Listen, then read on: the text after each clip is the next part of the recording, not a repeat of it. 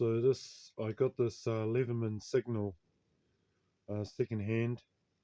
It had a cracked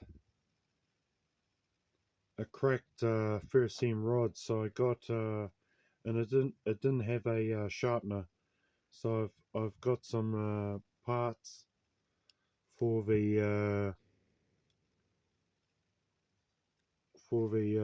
sharpener. I don't know. Should it be in my everyday carry? I don't know. I've It's possible.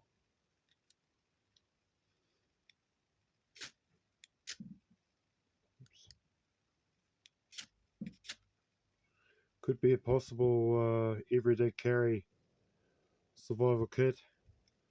I quite like it with the signal and the whistle and the sharpener. That's in these packets that I've just got.